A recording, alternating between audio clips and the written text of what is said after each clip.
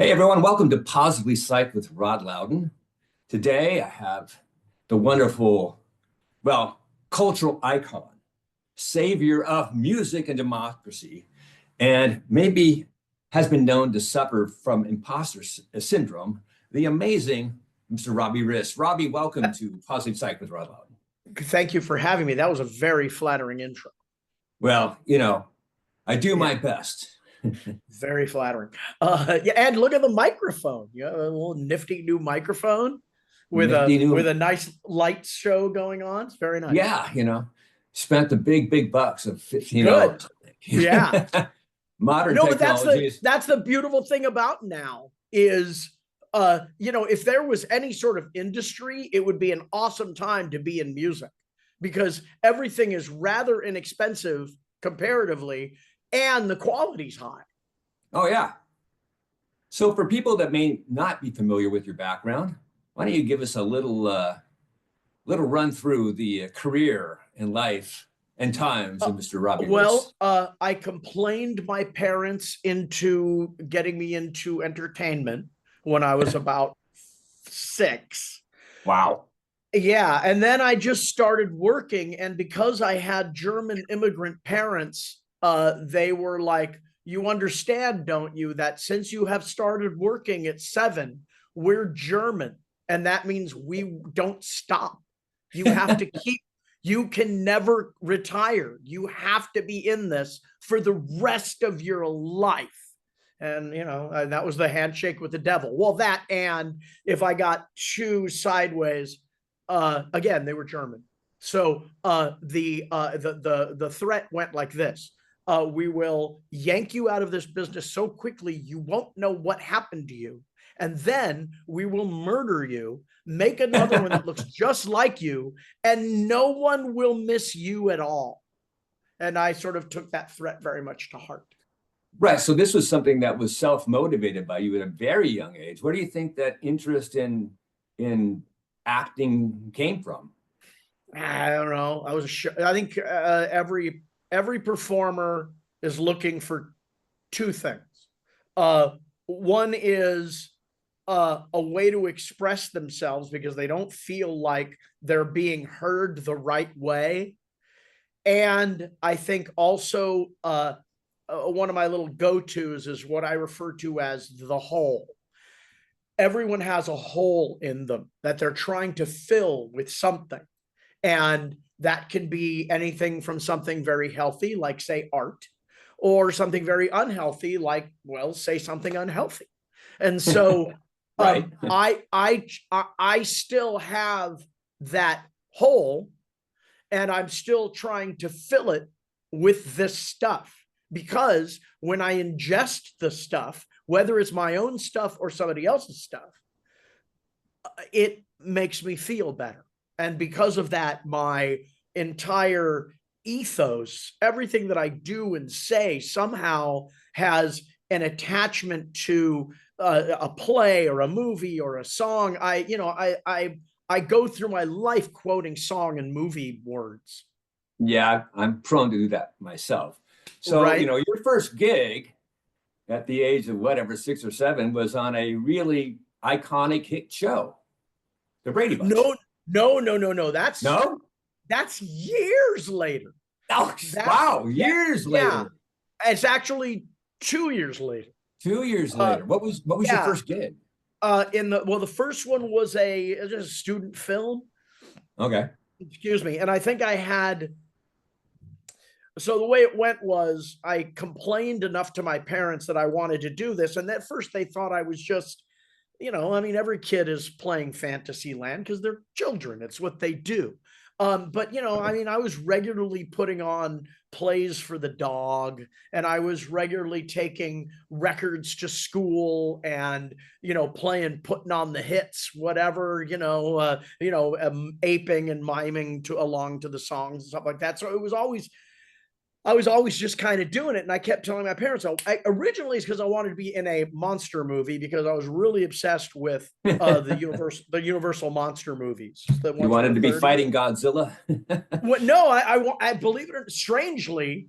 And I think the therapist part of you could really like even write a dissertation unpacking all of this. But at 5 or 6, I became obsessed with the Wolfman movie specifically. Oh, wow.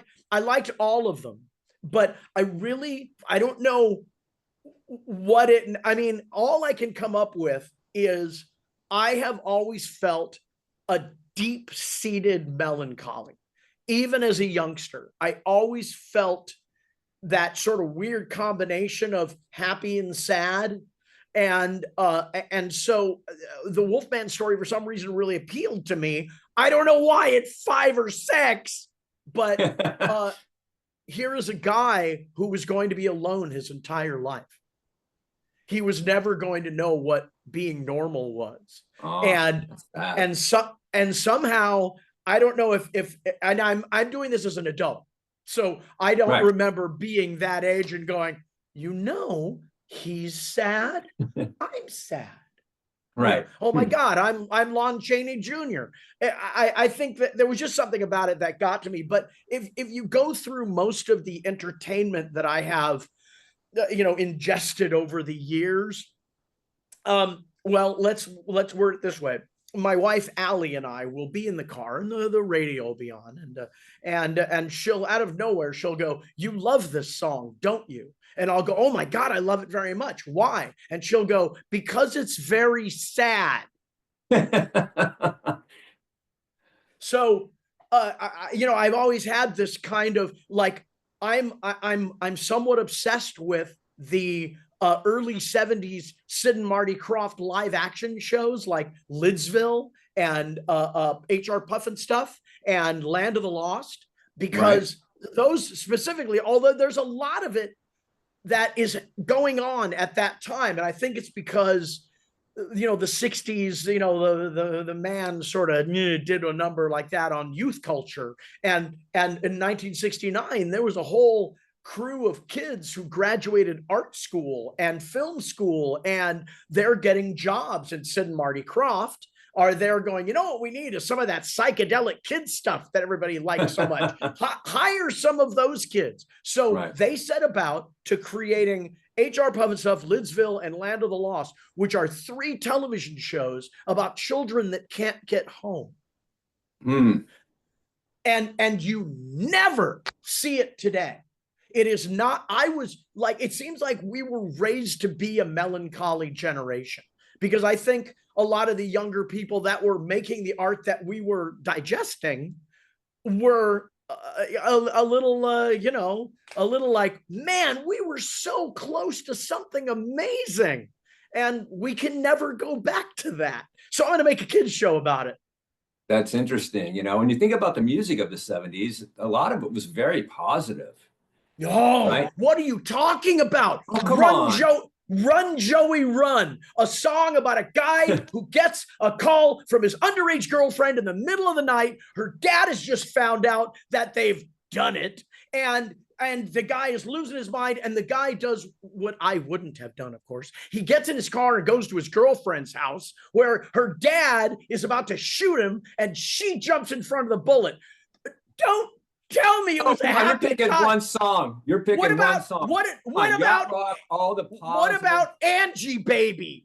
Angie Baby is about an insane girl who and baby don't get hooked on me. This whole 70s sensitive singer-songwriter. These are the songs that the young melancholy Robbie Rist would be drawn to, right? I guess I wasn't drawn to them and the way. Well, and also I'm talking early 70s. I mean, definitely once disco rolls around, disco, I think, is the culture going, all right, we got our asses kicked. Let's dance. And then and then it's even the drugs changed. Everything about the second half of the 70s, like I think that, and then we can move on to something else. But the first 4 or 5 years of any decade are going to be a hangover from the decade before, while everybody figures out what the hell they're going to do next. So the 70s don't really start until like 1974, 75. So all the songs up to about 74, I mean, a telephone line by ELO. What a melancholy sounding song. Sure, sure. All by Myself by Eric Carmen. Now, I'll bet you could argue that that's what I chose to look like or look at. For sure. Right. Because you're drawn to that type of stuff. So that's very interesting. All right. So you're just childhood actor. You do the Brady Bunch. You do. Okay. So yeah. So in my first 2 years, school. I do a crap ton of commercials, and I've already, by the time Brady Bunch rolls around, I've worked with Jonathan Winters and John Denver and all these really hard. I worked with Bill Bixby when I was 8. Bill Bixby is television royalty. Wow. The four people that are watching this, hopefully they're old also, because they won't know who Bill Bixby is. Well, I'm hoping that there's more than 4 people watching this, Rob. I'm shooting. Well, no, I'm shooting for at least 6. It's not because of you. It's because of me. Oh. So they're like, oh, it's Rist. Moving on. So, I did like 200 commercials in the first year and a half. Wow. I mean, it was ridiculous. Yeah. And, I was one of a coterie of young actors who, when we would go to auditions, and this me, Moosey Dreyer, Corey Feldman eventually ended up there eventually. He's a little younger. But there were a bunch of us who, when we walked into an audition, all of the other parents would glare at us because they knew that there was just no way that their kid was getting, and if one of us was there, that was it. So I was part of this crowd of kids who worked all the time. And then Brady Bunch came up, and that was it wasn't what it is now. It was did okay. It was it wasn't even the top 10 when they took it off. So it was doing all right. And the producers were like, hey, let's get out of this. And, we got syndication. Everything's going to be great. And the network went, why don't we put in a kid? And they went, why don't we just cancel the show? And the network went, why don't we put in a kid? And they went, why don't we just end the show? And the network went, why don't we add a kid? And they went, fine, we'll add a kid. It didn't do anything. Show got canceled, whatever. It was only after it went into syndication and it was on 3 times a day that it became the Brady Bunch that everyone knows now. Sure. And some people have seen these shows 4 or 5 times. It's ridiculous. Oh, yeah. 10 times, 20 times. Yeah. And so you move into adolescence. What do you do in your adolescence career? Same shit, just whatever. Just, I mean, I'll say one thing about entertainment is I don't get any anxiety or freaked out when things end, because my entire career has been about working for a few days or a few months on something, and then it ends. And, and the weird thing about working like on a long form thing, like a series or something, I mean, I was on Brady's for 6 weeks, right? Right. But we got to know everybody. And when it was over, it was really like, it was like the last day of high school. You're just like, I don't know, we're going to see each other again. I don't know, write something in the book, keep in touch. Sure. Stay sexy, whatever. So, so I never now as an adult, very rarely, as a matter of fact, I go into everything knowing it's going to end. I walk into everything knowing that it's everything is temporary. So it's an interesting thing so anyway, adolescence, I started playing music a lot more. I mean, I was playing all along. When did you first pick up a guitar? The guitar, I was old. I was 8. Oh, 8. Yeah, I was 8. I was 24, so I was. Oh, there you go. Okay, a little earlier than you. Let's just say. Okay. But I was. And what was that motivation? Why did you want? I played. Okay, I used to get up in the morning when I was very, very young, and we had a piano in the den, and I would go and I would, have you ever seen those little videos on the internet of the dog that climbs up on the piano and starts banging on the keys and howling? Right. That was me.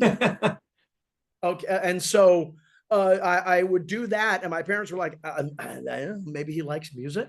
So my dad, who was a classical, a somewhat trained classical player, tried to get me to play violin. Hands were too small.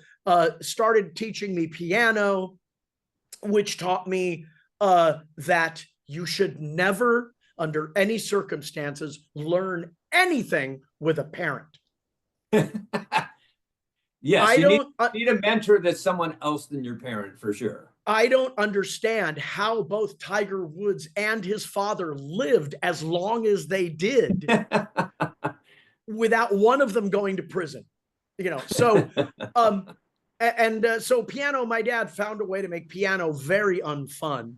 So I drifted over into guitar, and then when I was in my early teens, I started playing drums, and then bass guitar followed that. So, and now I'm kind of a mandolin player, and I'm kind of a lot of things without being anything. What was the first band that you were in? Oh God, I don't know. Some cover band. Me and my buddy, it was Mike Bauer, and Dave Moser and me.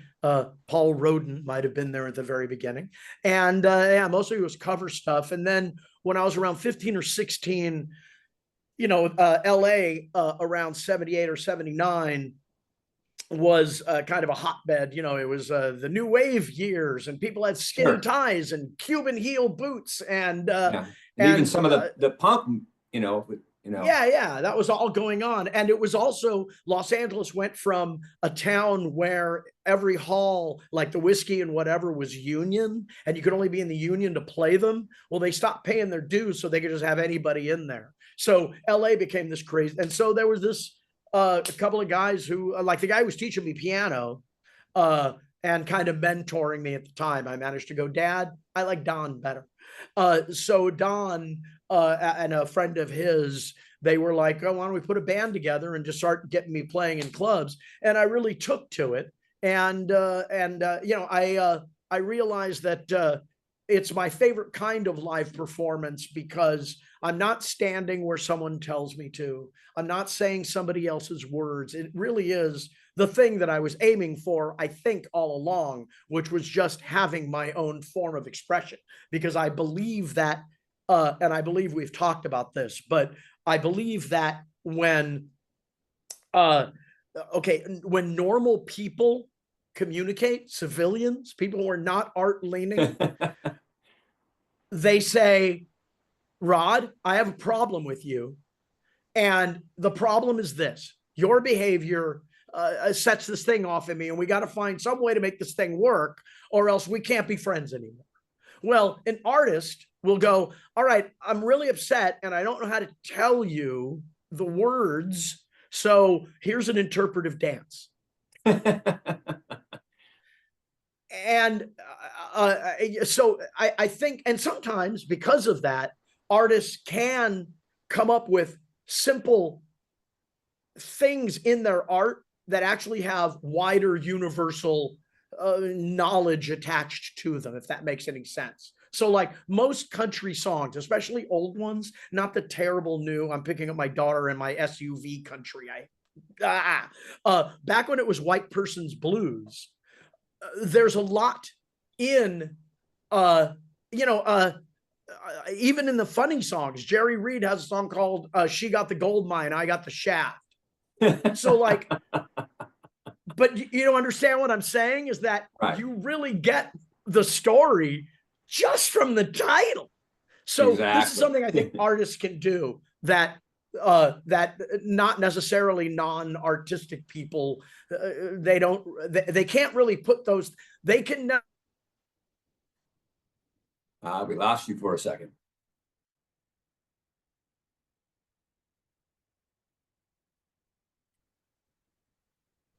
I think you froze. We both froze there. You should be back in a moment. Yes.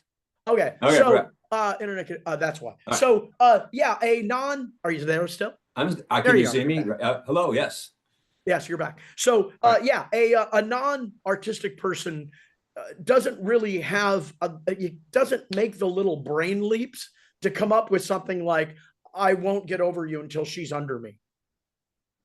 Right. Yeah. Right. Yeah. So what was it like? I mean, you had a lot of experiences being around with a bunch of adults, on sets and film sets, and then, playing as a teenager in adult clubs, Well, it was being a around. little different back then because the drinking age was 18. Ah, So everything skewed a little bit younger. It was only like 80, 81 that it went up to 21. okay. Yeah. But still, what was it like being around all these adults and being in that adult world as a young person? Well, I never knew the difference because whenever I worked with adults, they would talk to me as if I was a peer. So Ah, I end up, I don't know, name your person. I mean, got the parents on the Brady Bunch, right? Shirley Jones, Florence Henderson had been around for a long time at that point. She's in right. all kinds of stuff in the 60s and whatever. She'd had a career already. And I show up and she's talking to me in a scene as if I know what the hell I'm doing. So I just assume at that age that if they're talking to me that way, then I must basically be one of them. I mean, there definitely was every so often you're a little kid and you're like, blah, and you lose your mind or whatever. Right. And my mom would kind of take me aside and go, okay, here's the deal. That making another one and that looks just like you thing and no one would ever miss you and all of that. That's happening right now. And I'd be like, oh, deaf. Got it. And basically, she would just go, look, this is an adult thing and you got to act like one. And so I sort of I guess I'm now kind of an outspoken douchebag a little bit because of that. Is that Okay. I'm like in a grown-up situation. There were times that I just couldn't let loose. I wasn't gonna as an adult. I'm like, I can do whatever the hell I want. So now I say all sorts of outrageous things and make lots of people angry, and it's super fun. If you're on the right side of the fence. Right. And you've also done a lot of voiceover stuff, animation. You Yeah. were Michelangelo and I did teenage. the okay. Yeah, well, okay. So around 20, I'm in a agency that has a print department, a commercial department. This is all adults, all right? Print, commercial, and voiceover, and then a kids department. And whenever they needed young people at a certain point, they would go down to the kids department and go, "Hey, you, come on up." And we go to the booth up there. And I started picking these jobs up. And voiceover is the best job in the world if you can get it, because the average gig starts at 10 in the morning. And and commercials take about an hour and a half tops. Right. And a cartoon is 3 hours. And most of that is just playing with the other actors. And so what was my point about it? Oh yeah, so it's the best job in the world because I was playing in bars a lot. Even then, I mean, I still do all the time. So I was going to bed late, and so a 10 o'clock in the morning job is ideal. And then I just started pursuing it, and I mean, I was fully in love with it. It was a really great time because around the time that I started, that melancholy thing. I do feel a lot of times in my life that I caught the tail end of everything good. So I felt that way about music, right? Right. I was doing the skinny tie band thing at a really exciting time in music history, and within 2 years, it was largely starting to go away. Right. And it happened with a voiceover where slowly but surely what they've done is reduced it to a job. So you used to go to casting offices where there would be all of these different actors, some of them very well known, some of them hardcore character people who you would know, but you don't know them by name. And then, me looking around the room going, what the hell am I doing here? And I learned so much about being that kind of an actor in the waiting room, not in the booth, in the waiting room, just standing next to, the guy who played the hangman in Blazing Saddles, who was one of the funniest people that ever lived. He was also the colonel in Boogie Nights, named Bob Ridgely. One of the funniest people I've ever met. Also would be Me Too'd out of entertainment today, but that's another story for another time. But so I'd be in the room with all these people, and it was super exciting. And now there's no more casting offices. Everything's done over the internet. You have your little microphone and your bathrobe, shorts, and a coffee, and there's no booth director to say, hey, do it one more time, but don't suck this time, or whatever it is that they tell you. Right. So they've just reduced it to now you just send in your audition. It's another job interview. I caught the tail end of voiceover being good, and now I caught the tail end of America being good. So I think just as life has gone on, I always feel like I'm just cranking, making it happen. But also, just at the time it all over. What was your experience though, like when you did Doc McStuffins, the Disney show? There you go. Talk about it being over. What did you go into the studio in there and you played the character of the dragon, correct? Right. But I mean, that's we would definitely, but mostly those are because we had a 12-year-old primary actor.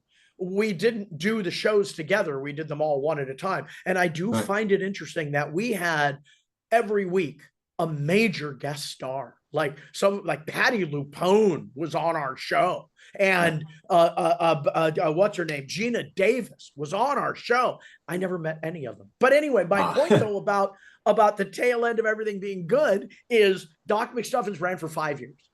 And ordinarily what that means in days gone by is that you get another good 5 years of somewhat decent residuals. Right. After year 5, it all went streaming. All that went away. See, that's why I keep catching the constant changing universe. Now, some people might be wondering, have I ever heard Rob's music? And if you've ever seen one of the Sharknado movies, you have. You definitely have. But that doesn't mean a lot of people have heard it then. Because who the hell is watching Sharknado anyway? People like me, But the first Sharknado was a monster hit.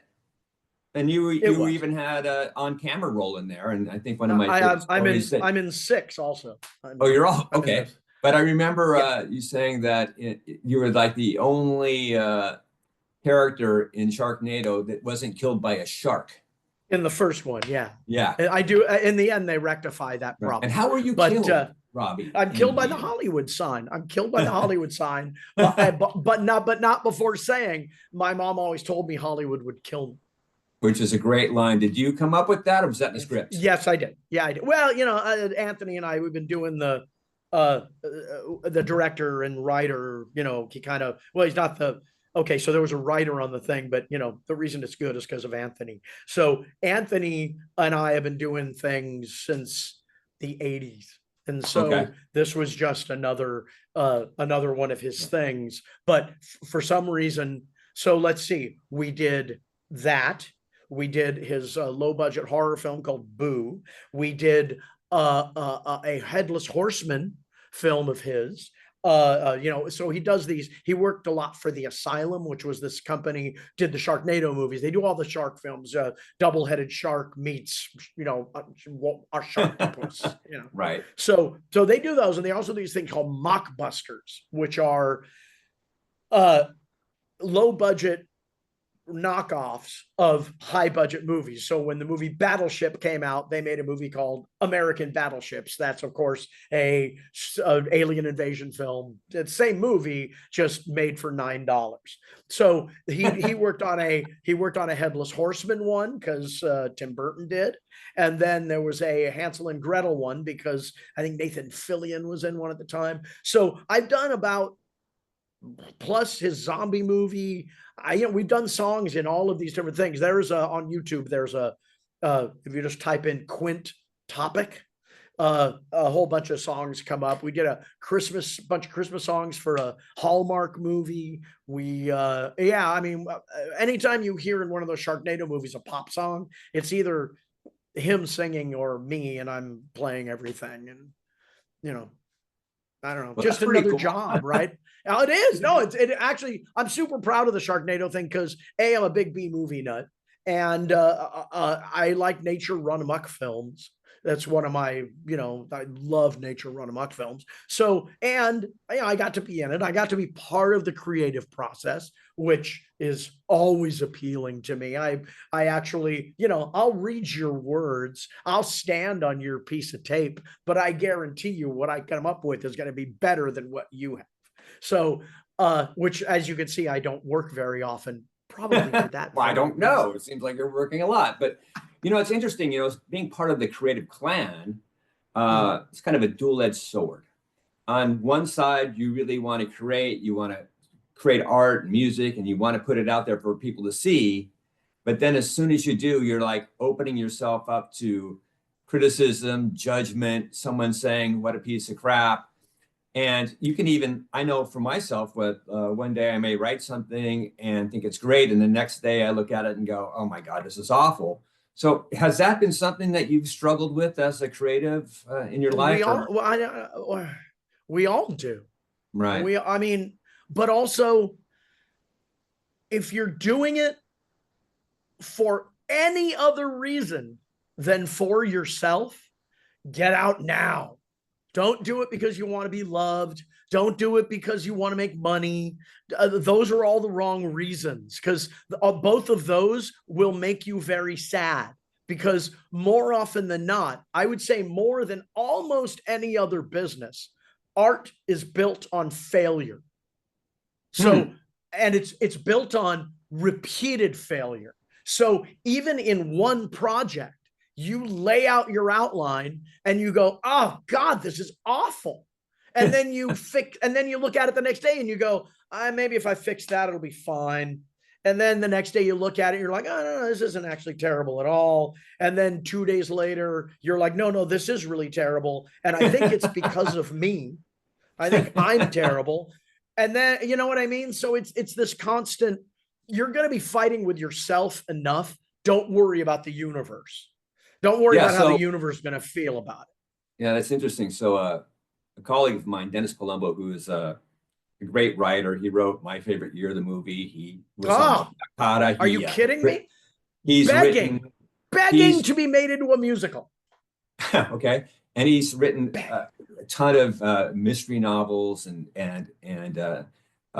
just really, and he's a great therapist. And one of the things he recently wrote about in his work with a lot of other writers and creative people is that there's a lot of procrastination that people in the creative clan deal with. And he says that many creatives struggle with the fear of shameful self-exposure. Well, that's the imposter syndrome thing, isn't it? I mean, yeah, could be. I believe, we have talked about this, is that there's been a recurring dream in my life where I'm walking down a city street and I've suddenly become aware of the fact that everyone is staring at me. And not only they're staring at me, they're just standing there staring at me. And I'm walking down the street and everyone's staring at me. And I'm like, what? Finally, I stop and I just go, what? And one voice, they all go, you don't know what you're doing, do you? And I have to look at them all and go, no, I don't. Because the truth of the matter is, in art, you never know what you're doing because you don't know how the thing's going to turn out. So you can fall back on the tools that you got, but that's no guarantee. So ultimately, I've told fledgling artists this myself, which is when it comes to art, it just has to be. If you bring it into existence, you can Robbie, go back and revisit it and fix. Can you repeat that a little bit? Because you froze a little bit during that. All right. You were telling Okay, when I talk to fledgling artists, uh, I frequently tell them, uh, it doesn't have to be good. It just has to be. So Right. bring it into existence. And if you have to put it away until tomorrow, don't look at it until tomorrow. You have it, it's in existence, and you Right. already hate it. So put it away and then look at it the next day and go, okay, what do I hate about it? If I could fix anything, what would I do? And then the editing process happens. I mean, to me, creating is about vomiting on the table in front of you and picking through the chunks that look tastiest and then move those off to the side and then scrape off all the, other stuff, vomit again, find the little tasty pieces, put those off to the side, and then eventually you maybe make a meal out of it. Well, I like that analogy because you're really taking Out of something your own, from out of your inside own of you and puke. making it outside of you, which But is, that's what it is. That's yeah. what it is. Yeah. Yeah. It doesn't have to, and it doesn't have to be good. Don't hold yourself to a standard. Just do. The worst thing that'll ever happen is that you'll be terrible. And unless you're an architect or a brain surgeon, no one died from terrible. The most terrible football player just had to retire. The most terrible car salesman went into another line of work. Right. So if that's the worst thing that'll happen. And if people hate you, you're halfway there. You're ready to go. As a matter of fact, you want more people hating you than liking you. Nothing good came out of people surrounding you and telling you yes, yes, yes. Right. You need that friend. Listen, I talk about this a lot. I should be the record producer for, let's call them, I have a more nasty word, but we'll call them legacy artists. People like Paul McCartney or Elton John.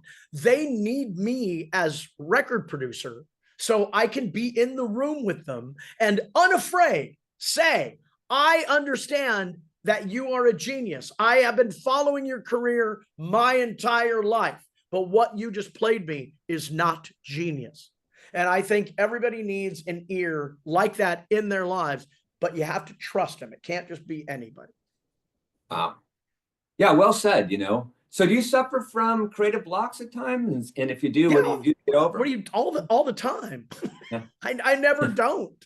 I mean, it is aside from being. Go ahead. I was just saying there's a famous story about writers. Writers write. And that's what you do to get over the creative. You just start typing. And so Right. Yeah. No, I mean it's but also I think maybe it was Hemingway who said, yeah, writing is easy. Just slice your wrists and start typing. Because I mean, you have to tap a vein to get at it. If it's going to be anything halfway decent, you have to bleed a little bit. And some of that will be again, I tell people all of the time, if you're going to be an artist, you need to set aside X amount of time during the day. And if you have a job, I get it. If you have like a jobby job and you don't have time to dedicate to doing it all, start with a half hour a day, eat dinner, and just sit at your table with a piece of paper and a pencil and whatever your medium is that you, and every day at the same time, sit down at that table and run a timer, half hour. It doesn't matter if you write anything or not in that half hour. Your body has to get used to the fact that now I'm in creative mode. Everything else goes away. Phone goes off. I turn off the Pornhub, whatever. I just do this. Right. And that's important. Don't bring your phone in with you. The smartphone they're an experience blocker. They're an adventure blocker. They will kill creative process in my mind because they make these apps that are addictive to scrolling, and all of a sudden you've wasted half an hour. But I'll say, well, yeah, you in that half hour you have to do that. Yeah. Right. Just and eventually 4 days in, 5 days in, a month in, scribble, scribble. And at that moment, oh shit, scribble, scribble. And then, because I remember reading a thing Steven Tyler said about getting sober. He said part of his addiction issue is when you're young, you can fool yourself into creative ideas, right? You can, because you don't know that you can talk yourself out of it. You just tend to go for it, right? But as you get older, and I noticed this when I was learning newer chords on the guitar, that I was falling back on everything that I already knew, and there was nothing new coming forward because I couldn't fake myself out to go, oh, I've never tried that before. And so some people use, other tools to get to that place. And so I think we all have to sit in, like metaphorically speaking, we have to sit in front of the piece of paper with the pencil and maybe a recording device. Sure. And every day you have to make the time for it. I'm in a place now where I've been doing this my entire life. So I wake up and I start doing it in different, right. I'm working with this artist, I'm working on my own thing, I'm trying to get a comic book going, whatever. I've gotten to the point where I can start multiple things, and that way it never gets boring. Well, So I'm like, you have I the can't experience. But yeah, it's kind of like, an idea is kind of like a big piece of rock, and then you grab the hammer and chisel and start chiseling away. And Michelangelo said, the David is made from a piece of marble that no sculptor in town wanted to make an attempt at. Wow. So it's it had a big old flaw in the marble, right?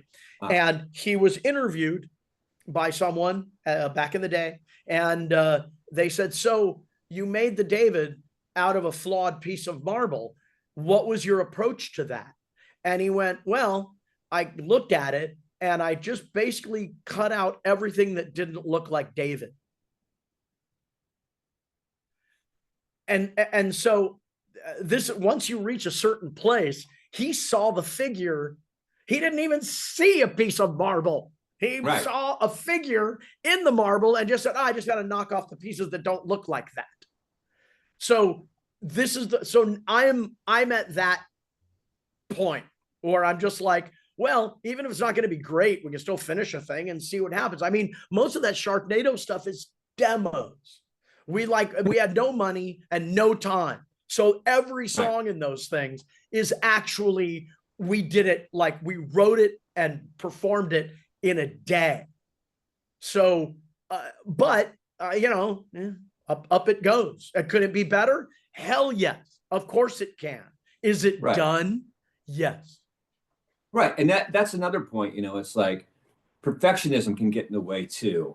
And I know that I used to kind of always think it needs to be like, if I'm going to do something musically, I want to play every note correctly. And now I'm like, if I can get 90% right in the gig, I'm happy.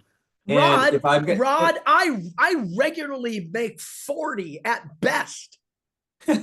Right. And, if I'm going to record something and put it out there, I'm not going to sit there and try and do it 70 times to make every note perfect. So the stuff that I have put out there, it has mistakes in it and whatever. And I don't care. It's just out there and it's done. I'm not going to go back and record it, but I'm happy that it's out there and people go, wow, that's really good. And I say, thank you. You are not a robot and you're not supposed to be.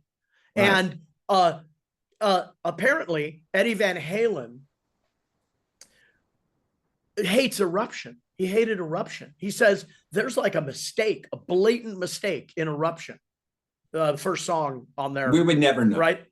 On there. No, exactly. So perfect. It isn't about perfect. It's about communication.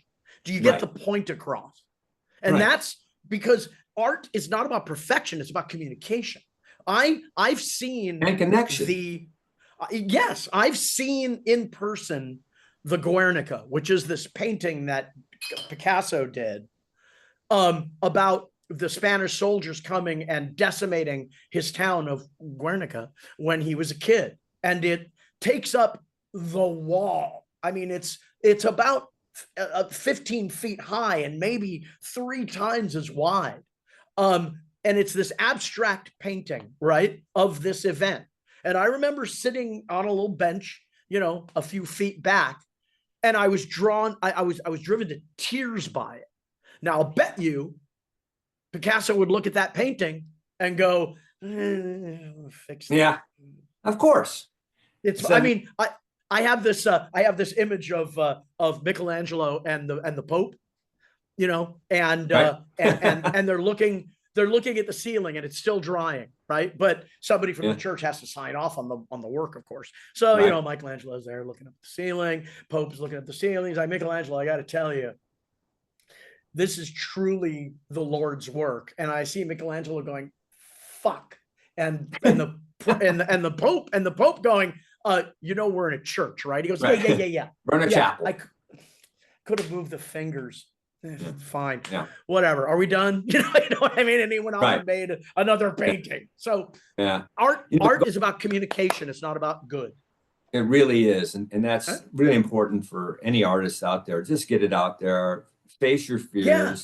Don't be afraid to suck. You know, one of the things you talked about, you know, chords and pushing yourself. One of the things I've really enjoyed about being in a cover band, Art and Transcendence, we're in LA, is that it's forced me to learn songs. Oftentimes I'm like, wow, that's going to be hard. And then I'm like, oh, this isn't that hard. And to make my fingers move in ways that haven't moved before. And it just increased my skill as a guitar player very rapidly because I wasn't picking up the guitar and doing the same old stuff. I was like, okay, how do I play this Bon Jovi song? Or, you know, how do I play Bohemian Rhapsody? And that solo is really cool. I can do that, you know? And it's really cool when you do that. I love being in a cover band and doing that and just having the fun of doing that. And then going out there and saying, I'm going to try and play this as close to the artist as possible because people don't want to hear my interpretation of the Stairway to Heaven solo. And by the way, that's why I get kicked out of cover bands all the time. But continue. Yeah, we're not gonna do that. Jimmy Page's epic note for note, which I want to do every time, because that's what the person, you know, people that, you know, in our generation has heard that song a million times. They know that solo note for note, and so they don't want me to come out and do, okay, here's my jazz interpretation of the Stairway solo. But just learning those solos and seeing how the greats did it and put stuff together, you know, is another way, I think, to help creativity along. Is study the greats, you know, look at what's been successful and see if you can learn something from it, not copy it, which, you know, became, you know, and the other thing I want to talk about too, is it really, really bothers me. I really do not like going and seeing a cover band or a tribute band that has multiple recorded tracks. You know, it's like I'm one band, you know that thing I was telling you about catching the tail end of everything being good, having backing tracks as part of that. Yeah, well, because we will never do that in my band. I saw some cover band and all of a sudden Annie Lennox is singing. Oh, really? Oh, and there's no keyboard on stage, but this whole song is keyboard. And it's like, it's like, guys, do the work, make it your own. But as far as that work, I mean, now mind you, I agree with you, but also,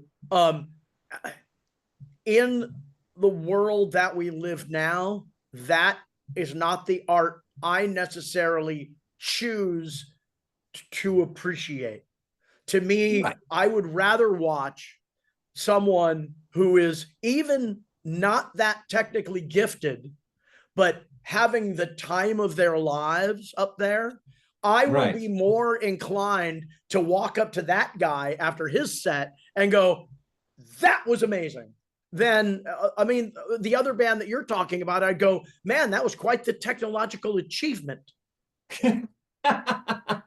Okay. Right. All right. That's Exactly. what you do then. Yeah. Right. And so, we started out talking about the great technology and how being in music today, is very different and has a lot of opportunities that weren't in the past. But then when you start just relying on the technology, you lose the connection. You lose you to me, you just lose it because, like I said, I I don't, I'd rather see a Because band make you're a mistake. old. Because you're old. Thank you for that, Mr. Wrist. And I agree with you, but you know Right. why? Because I'm old. Like, we grew up in a time when most of the work had to come from the artist. Sure. Now you have these tools, you have these machines that can do a lot of your work for you, but that's why a lot of these records are not going to stay around. No. Like, No. because they largely all sound the same. Right. So and they use a lot of the same samples. Like, all the Nashville records for the last 20 years, they've been using the same Telecaster setting on their little amp that plugs into the board. Right. They've had this exact same tone on all of these records for all of this time because Right. they have a machine that can do that. Where the guy who played in the Buckaroos with Buck Owens, that Telecaster sound you hear is born out of him spending a good long time tweaking his chug chug chug, tweak tweak tweak, chug chug chug. You know what I mean? There was a lot of work that went into that sound.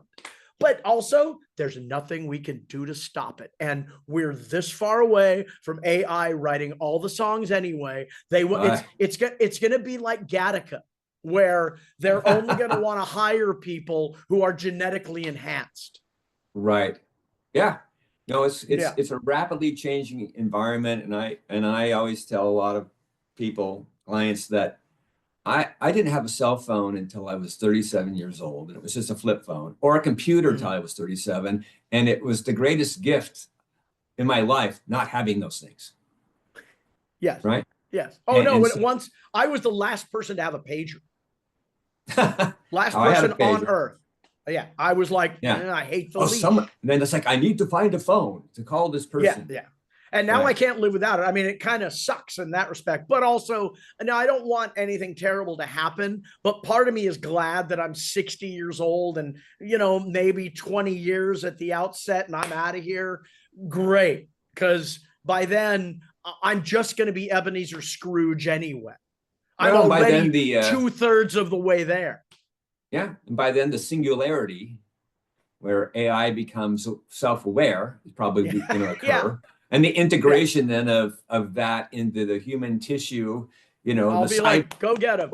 It's rapidly approaching, and that's going to radically change everything. And so we're, it's like writing Colossus. We've had that slow climb. We did, as young people, was the slow climb.